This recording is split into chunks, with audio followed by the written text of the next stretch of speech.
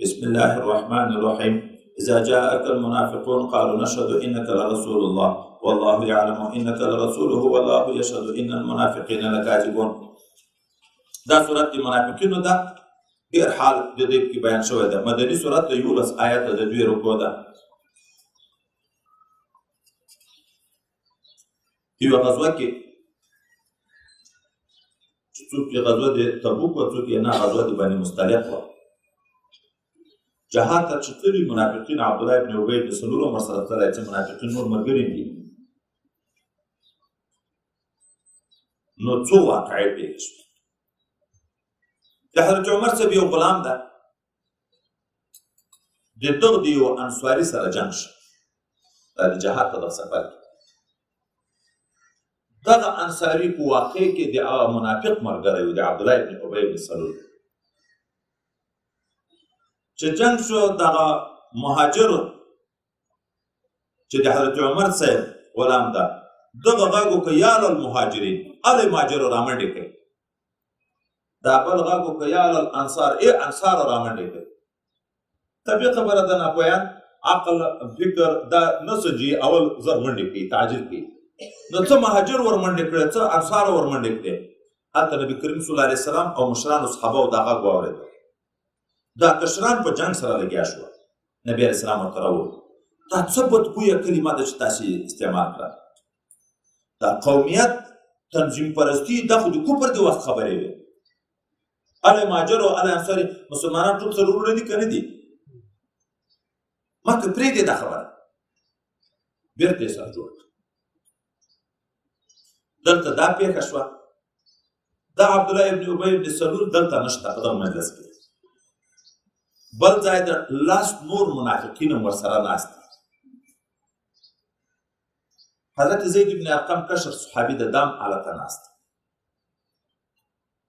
څوک ورغله، دا د منافقینو خبیث ظالم دغه ته دا الفاظ ویل، داسې جنګ و، بیا مهاجرو سره نارې کړه چې هلئ مه یې پرېږدئ. دا منافق خو ذاتي خبرې ته ډېر رنګ ورکوي. العیاذ بالله دغه ظالم یو لفظ دا وویلی، وایي رښتیا خبره ده، سپی چې ډېر وساتي اخر دې خوري.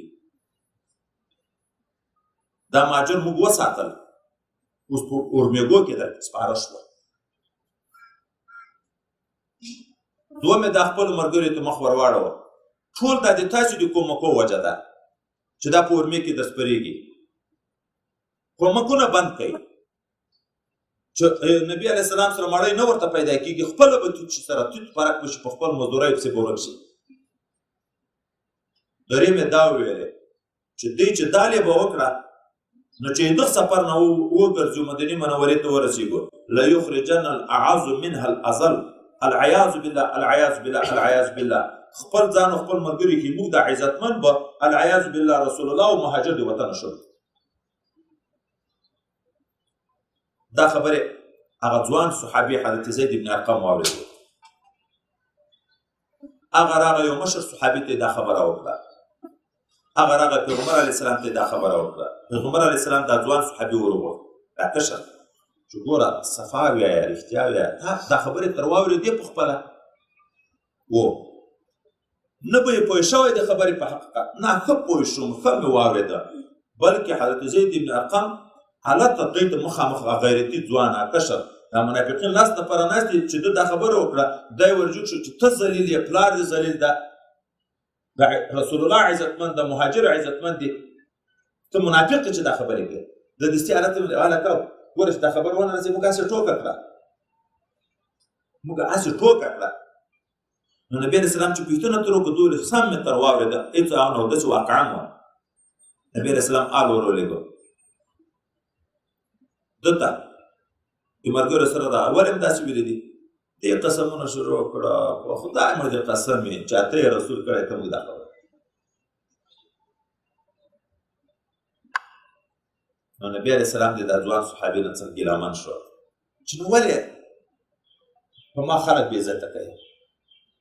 ټول کتل د انصارو مبارکینو، دغه صحابي انصاري ده که نه، یو ملامتیا شروع کړه، د خپل قوم مشر دې وشرموه، بې ځایه دې تور په ولګوه، ولې دې داسې کړه؟ نو دی مبارک یې زه دومره غمجن شوم چې مړ وای ما ته مرګ ډېر محبوب و خو چې رسول الله نه وای رانه خفه او داسې زړېدلی سر روان ده سخت غمجن ده. موږ چې اوس وخت فکر وکړو کله کله یو ملګری ما ته راشي بله ورځ م یو څوک راوړه په خوب کې لیدلی استاذ وي شیخ وي چې په خوب کې رانه خفه د سهار ژاړي ما فکر وایي چې هغه لږ په اخلاص استادي او شاګردي یې نن دومره اثر ده. نو د رسول الله شاګردان څومره عاشقان په رسول الله باندې نو نهایت زیات غمجن ده. حضرت پیغمبر علیه السلام په دا لارې روان دي د سر زړور پیغمبر علیه السلام په ده پسې چې ور ورسېدو د عزیز ابن ارقم صاحب داسې یې دا واک په تا وکړو تبسم یې ورته وکړو. حضرت عمر صاحب دغه چې ور ورسېدو څه یې درته ویلې څه خو یې نه دي ویلې داسې وکړه یې وویل امید ده چې نه ده درنه خفه. خدای پاک آیاتونه نازل کړي آیاتو کې دغه ټولې خبرې شوې د رښتیا دا ویلې دي د دا ویلې دي د دا ویلې دي. نبی علیه السلام زید ابن ارقم رضی الله عنه راووښت چې خدای پاک دې تا خبرې رښتیا کړي. حضرت عمر فاروق رضی الله عنه چې اوس پوه شو چې دا کړي دي ویل چې یا رسول الله ته خو ما ته اجازه وکړه چې دغه ظالم خو زه ذاتي نور سر پرې کړم زړه یې راپرې کړ.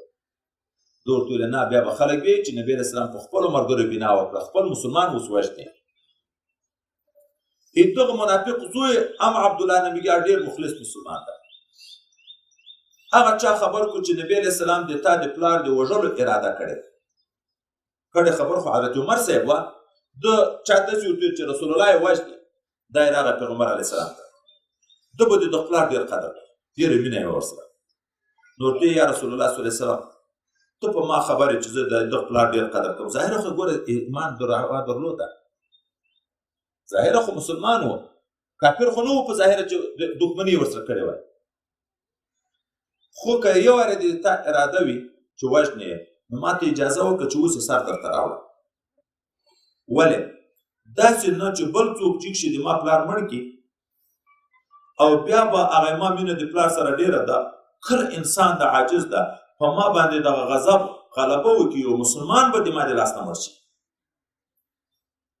نبی علیه السلام ورته ویل نه موږ به په دنیا کې د سره ښه چلند ورې الله جهنم ته بیایي. خو دغه زوی مخته ورته لاړ هغه پلار یې چې چیرې روان و پلار یې راوګرځوه چې والله که مدینې منورې ته راته ننوځي چې دا دې نه وي ویلې چې زه ذلیل یم موږ ذلیل یو دي موږ ملګري ذلیلان دي رسول الله عزتمند مهاجر عزتمند چې دا اقرار یې وکړو بس د غني به اجازه ورته وکړه.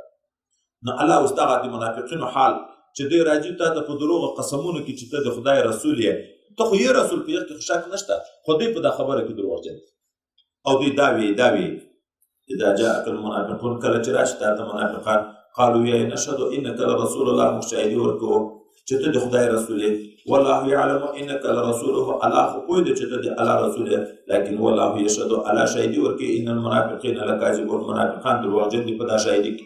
ولې دروغجن دي؟ شاهدي ورته وایي چې د زړه نه یي دې شاهدي د زړه نه د صرف په خوله وایي.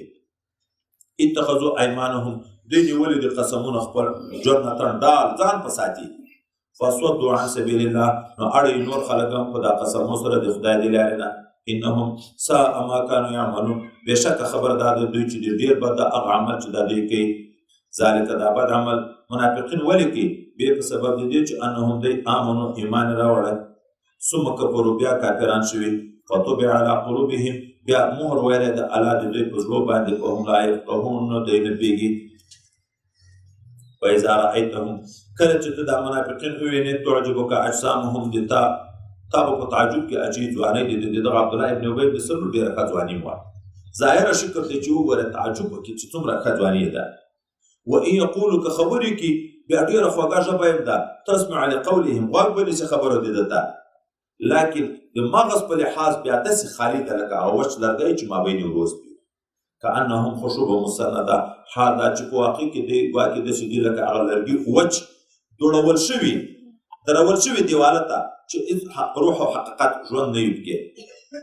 یحسبون کل صیحة علیهم په خپل منافقت خو پوهېده حتی چې چیرې به دی روان و یو سړي به داسې اعلان وکړم چې د ماشای ورک ده دې غږ ته به چې غږ ور ورسېدو نور چې د غږ خبرې په مطلب نه شو کړو دستي به ډارېده چې موږ په باب کې ګمان کوم وحی نازل د خپل منافقت باندې به همیش ډارېده یحسبون کل صیحة علیهم دوی ګڼي ګمان کوي چې هر غږ په دوی باندې ده هم العدو دوی د مؤمنانو دښمنان دي فاحذروهم ځان تر وساتئ قاتلهم الله الله دې تباه کړي انا یؤفکون کوم طرف ته ګرځول شوي دي د سمې لارې نه وإذا قيل لهم تعالوا کله چې دوی ته وویل شي چې راشئ یستغفر لکم رسول الله چې د رسول الله مغفرت درته وغواړي ګناه درنه شوې ده اوس خو راشه توبه وباسه چې رسول الله مغفرت درنه وغواړي لو رؤوسهم وګرځي دوی سرونه خپل ورأیتهم ته به وینې یصدون چې څنګ به کوي دوی راتلو نه خدمت تا ته وهم مستکبرون حال دا چې دوی تکبر کوونکي دي سواء علیهم برابر ده په دوی باندې استغفرت لهم که ته مغفرت ورته وغواړې یا رسول الله ام لم تستغفر لهم که ته د دوی لپاره مغفرت ونه غواړې لن یغفر الله لهم الله مغفرت نه ورته کړي ځکه کافر الله نه بخي ان الله لا يهدي القوم الفاسقين الله هدایت نه کوي قوم د فاسقانو ته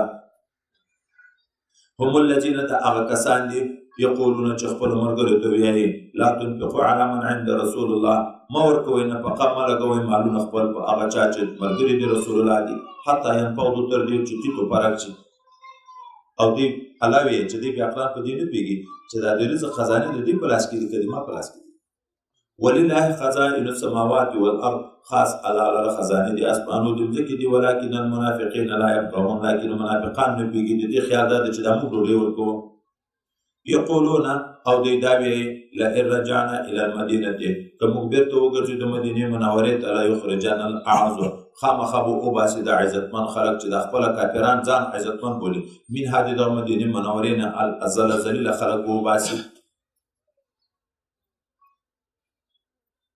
نبی علیه الصلاة والسلام چې د حضرت زید بن ارقم ورته راغی دا خبرې ورته وکړې دومره زړه تنګ شو خفه شو د غرمې په وخت کې دوی به آرام کوو د ماسپښین هواوې به چې ولګېدې بیا یې سفر شروع کوو دلته په غرمه کې اعلان وکړه چې ځئ چې